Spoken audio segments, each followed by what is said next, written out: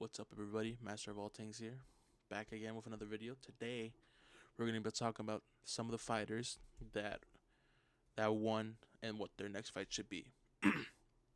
So some of the major ones, I'm not doing some of these ones. Like, I'm not doing these two. I'm not doing these two, just because some of them are going to be unranked and low key. I'm not doing all that information, unfortunately. But I'll do some of them: Alex Perez, Umar, Arnold, or Gene Silva, Waldo, and the losers. I'll probably give a good explanation about who they should verse since they lost, but not an in-depth detail about them. But yeah, let's get started with the video. All right, so let's get started. For Alex Perez, since he beat Charles Johnson in the first round, pretty impressively. Like, I know people are gonna say he missed weight, but 9 times out of 10, the people who miss weight usually lose pretty badly. So when I saw that, I thought he was gonna lose, get KO'd or easily 30-27, but no, he came back. So in my opinion, they may not jump him too high just because he did miss 2.5. So he might still fight someone under him, but I think they might put him somewhere in the top 10 area. So I have two options here. One, I did Steve Ersic, just because he didn't have the most impressive fight with Ode Osborne. He almost got knocked out in the first round, and then barely clutched up around 2-3 round. And you can argue that he did lose the second round to Ode. So I think since it wasn't that much impressive, and it was short notice and up a weight class, so it didn't really help him.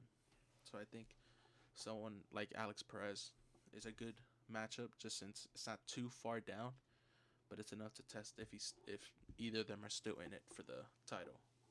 So yeah, and for the next one I got, or Tim Elliott. I kind of did the same thing. Tim Elliott beat Kaya Sakura. His was more impressive, but I don't know if they're gonna really jump him because everyone else above him have a fight going on.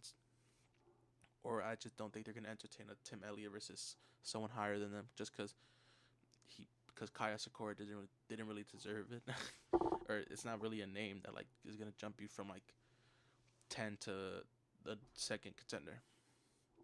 So I think they're just gonna give him someone a little bit lower, and then if he beats them, then I think he is gonna fight someone higher in the division, maybe the loser, Brandon Moreno versus Atsu. But yeah, I think they're not gonna jump up too high just because of the weight miss. But since he did defeat Charles Johnson in the first round, I think they might do that just because of that reasoning so far. It just matters if this guy wants to make weight or not.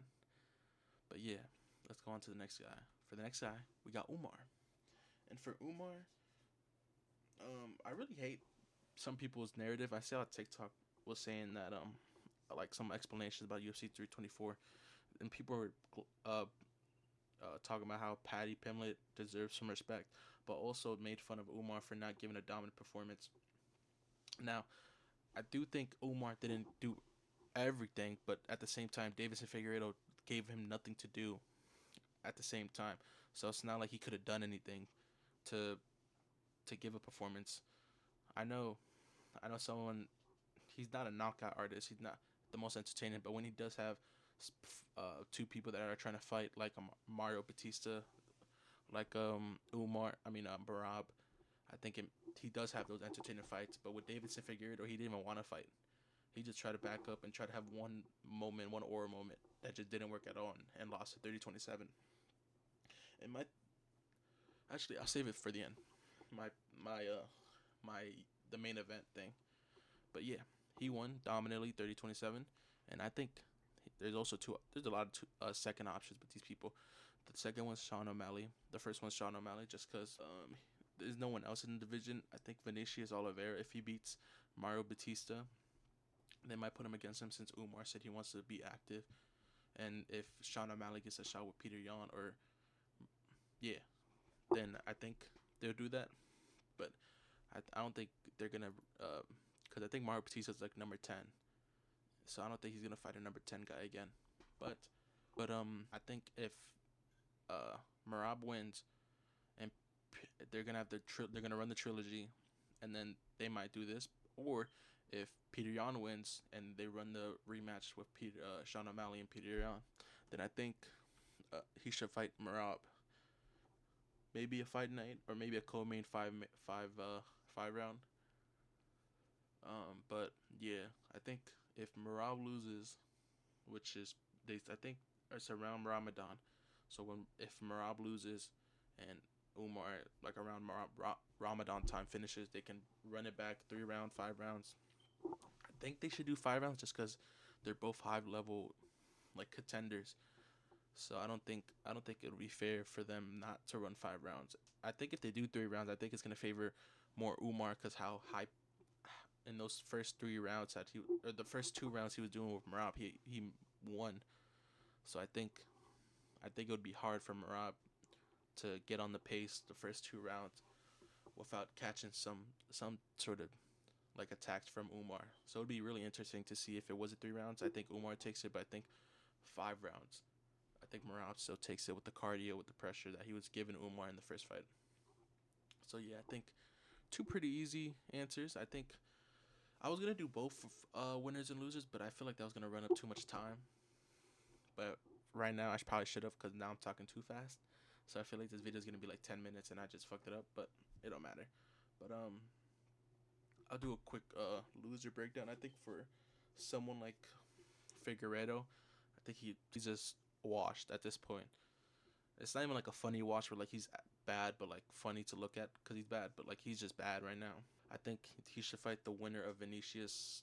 Honestly, the winner or loser of Vinicius Oliveira or Mario Batista. I think just one of those two. Just give them him. I think Mario Batista might fight. I think he might win against Vinicius. I think he's more all around. Vinicius doesn't seem that impressive to me, even with the Kyler Phillips fight. It didn't really look that impressive against him, and someone like Mario Batista is gonna be. As much as we hate him, he is great all around, pretty much. And he lost to Umar, so it's not that much of a shitty performance that he did against Umar. He knocked him down and everything. So I think he'll win, and I think the winner, either way, the winner or loser would probably fight him. It makes sense for the timeline because it's in 2 weeks. I'm pretty sure it's in a couple weeks. I forgot when. I think it's 3. It's either before or after the Sean O'Malley and uh, Hernandez fight. So if the timelines can be correct around the summertime, a little bit before or June, they can run it. But yeah, I don't. I think at this point in time, um, Figueredo's washed. I think maybe maybe this late 2026, early 2027, he might retire. I think just because of how undominant he's being. But yeah, either way, let's go on to the next guy, Gene Silva. I technically got 3 options. No, 2 options. One of them is a what if fight because it hasn't been confirmed yet, but I do think it is going to be confirmed, and then hopefully the timeline. Hopefully they don't try to run it before, but I think they might honestly. But I think the first matchup he should get is the loser of Evloev versus Murphy is being talked about as being the main event for the London card. It would be good. It's just that it's all the way in March, so I don't know. It's kind of hard just because how far it is, and obviously the loser is gonna want time to fight someone like Gene Silva. So it's gonna be hard for someone like Gene Silva to not complain about the weight. But I also got another thing. Or Yair Rodriguez. I think I think it would be better for him to fight the loser of Evloev versus Murphy.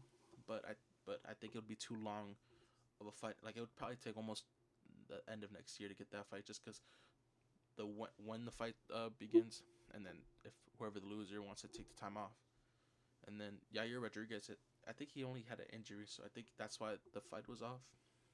Or no, they had to reschedule it, but I think around this year he should have a fight at least. I think it would be perfect against Gene Silva since he could probably come back. I don't know if Gene Silva wants a quick turnaround. I think he might. If Volkanovski wins, I think he's gonna hold up the title to the winner of Evloev versus Murphy, and then Gene Silva can fight Yair like around that time or a little bit before, like probably honestly around April. Gene Silva can fight Yair, and then whoever wins that can fight the winner of Evloev versus Yair, or they might just skip the line because that's what the UFC likes to do now. But yeah, I think that's what they might do since Yair won't have a fight coming up. He is injured, but I think around around this time, around a couple month or two, he should be good, and hopefully a fight announced. And then if not, then I hope Evloev versus Murphy. I think he really needs one more good win to get the title, since he beat Arnold Allen, and then he just needs a Yair or Evloev or Murphy to really solidify that title.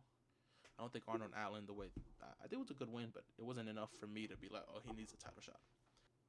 For Arnold Allen, I think I don't think it's too much. Maybe the winner of Josh Emmett versus Vala Heg. I don't know the guy's name. I don't know how to say the name, but they're having a fight, so maybe the winner of that can beat him, or just someone really down the ranking. Maybe a little tune-up fight. I'm trying to remember who, but honestly, that could timeline pretty well because I know the Josh Emmett fights in I think next month, so it can't be that hard to get the fight, especially because Arnold Allen. Obviously, he didn't want to take that much time off, but since he did, I don't think it might be that much trouble if he did. Maybe Yusef Zalal, Steve Garcia. Yeah, pretty much those two. Pitbull, I think. So it can't be that hard. I think one of those fighters can be a good fight for him. I think he wins most of them, especially like Pitbull, Zahabi. I think he beats them. I think they're way too passive, unlike Arnold Allen, just because of how much pressure he was putting against someone like Gene Silva too, which he was doing good in the first round and almost did good in the third round, but eventually lost. But it's cool. I don't think Arnold Allen is the finish. I think he's in his early to mid 30s, so he still has time to at least maybe get a title shot or close to a title shot. Natalia Silva's pretty easy. She beat Rose and Alexa Grasso, who just lost to Valentina, and then so it's not really. She had really two good wins. I think yeah, she deserved that. Alexa Grasso last fight was the loss of the champion, and then Rose Namajunas had like I think a 2 fight winning streak, or I think it was one. I forgot, but and she came in on short notice too, so it kind of gives her more points to even get the title shot. Oh, I'm sorry. I don't know. I don't know why it's blurry. That's the only picture I could find that wasn't blurry, or just like a headshot of that. But I don't think she wins this. Honestly, the way they fought, I um, with Alexa Grasso she looked way better, but with Rose, she got taken down for pretty much the whole second fight, and I think someone like Valentina, who is better than Rose, would definitely just take her down more and then hold her down more, and then I think it would be like, unfortunately, how it is. I think it would be like a Zhang Wei Li where she gets taken down for the whole 5 rounds, and then just 45s her. Unfortunately, she doesn't like to stand anymore. I know it's like the easiest way, but with her is different because she's extra boring. If you see that Zhang Wei Li fight and then the Alexa Grasso on the UFC Nutcha card, that shit was awful. Shit, terrorist activities going on. I think you might have to look into her because something's wrong. But pretty easy. Rose, I think just reschedule the Alexa Grasso versus Rose fight at this point. Alexa's pretty washed from the way she looked at her fights, and I don't know. I think just Rose. Maybe she could beat Rose, but it would be a hard fight for Alexa more than Rose. So yeah, Waldo Cortes Acosta. I think I think one more fight deserves to be a title shot. Um, I know. I think he did enough in 2025 to get the number one contenders, and then obviously Saturday, I think he does deserve the number one contender fight more. They're Pavlovich and Curtis, but he had an awful fight against the dude in Qatar, I believe it was. It was awful. So I don't think Curtis. I don't think Curtis deserves to fight Waldo. I think Waldo beats him honestly. Even though he did look pretty bad against Derek Lewis, not bad, but like just he fought weird. But I think it's because he was scared of Derek. That's why he was waiting for the moment to KO him. But yeah, I think he should fight Volkov. um, Neither of them really deserve the fight. Volkov with the Jilton Almeida fight didn't really look that good. He kind of got a pity win just because how shit Almeida looked compared to Volkov. Wasn't doing anything with the grappling, so they gave it to Volkov because how much little damage and the grappling meant nothing compared to Volkov. And they're probably going to rematch against Gunn and Tom Aspinall. So I think by the time, I know, obviously I know Volkov doesn't really want to, but I think um, he kind of has to just because how bad he performed on the Joe Almeida fight. So I think they're gonna give him Waldo Cortez um, for the number one contender while they wait for Tom Aspinall gone. Maybe Alex Pereira if they really need to wait. But yeah, I think neither of them beat um, Tom Aspinall or Waldo Cortez Acosta really hasn't shown anything that could really wow me. I know the two knockouts, but they were against one was against he should have lost on a technical base because the ref stopped the fight, so you can't unstop a fight. But he was losing. Oh, voice crack. Um, he was losing and then got the win, and then he beat Shamil, which isn't really the most impressive win in the heavyweight right now. Shamil's not bad, but right now he's just that's all he is. He's just not bad. So he didn't really prove anything that he could be top 10. Derek Lewis in that fight just showed he was ass. I don't know, like he was just terrible for some reason.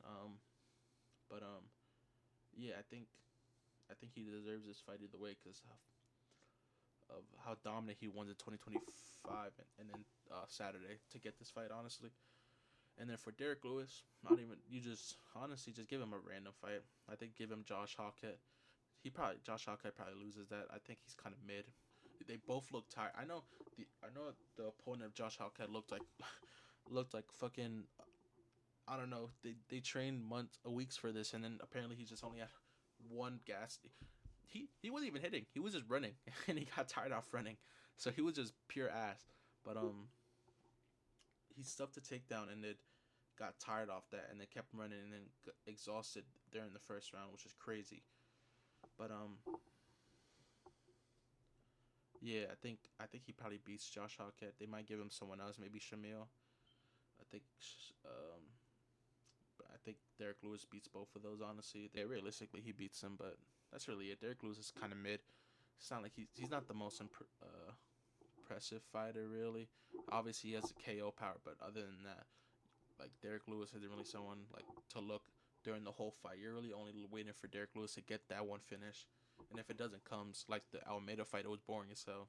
But yeah, I think those two fights should happen, and I think this should be a number one contender fight. Maybe honestly, maybe just book it for when the heavyweight title's back again. Either when the interim they do this fight, or the Tom Aspinall relinquishes it's Pereira versus Gon. I think they just do that. That's really it. I don't think Volkov really has anything to really rush for. So I think he's just waiting for the UFC to call him for that number one contender fight again. But yeah, that's pretty much it. For Sean O'Malley, I got two fights. From these fights, I'm really thinking of what the UFC are doing. That's why the first one's Peter Yan. Again, I know this is blurry. This is the clearest one I could have got. But Peter Yan is only realistically if Peter Yan beats Merab, which it's kind of hard. Right now it's 50-50. It's just, in my opinion, I just don't think Peter Yan has anything, or Merab has anything to do like differently that can really help him during that fight. And if he does beat Merab, I think I think they're just gonna set up the trilogy maybe at the White House. So hopefully that'll be good. He's gonna lose at the White House, like he's gonna uh, destroy his country by losing at the White House. But yeah, the other fight could be in Umar if Merab happens. I think they're just gonna uh, run for the number one contender. Sean O'Malley's definitely, you could tell he's gonna be mad during fight week because he didn't want to take this fight because I think he loses against Umar. Like Umar clearly beats him even in 5 round, 3 round. I think from the Song Yadong fight, I think shows that his takedown still really isn't that impressive. I think Umar would easily take him down and just hold him there and then beat on him. But maybe if Sean O'Malley gets his confidence back, maybe something could happen. But I just don't think. I think someone like Umar could easily beat Sean O'Malley the way Marab and Peter Yan should have won.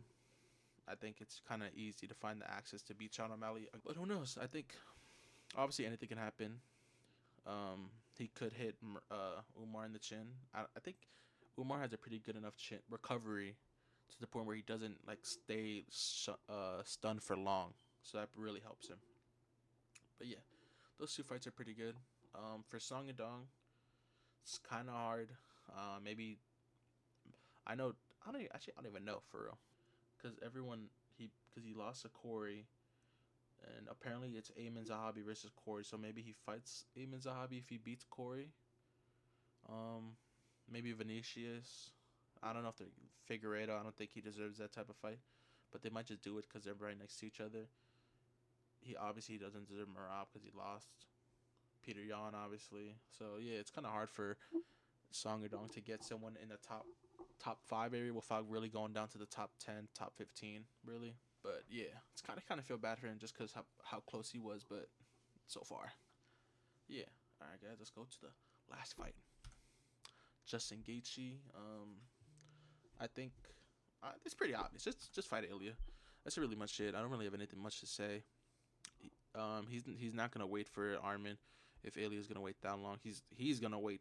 He's gonna wait as long as Ilya wants to wait. Realistically, if Ilya wants to fight next year, he's gonna fight next year. Yeah, I think Justin Gaethje would wait as long as Ilya really wants to wait. As Justin Gaethje really said, this is the only opportunity. If he lost to Paddy Pimblett, he would have just retired right then and there. But I think just because he won the interim, he's not gonna want to defend it.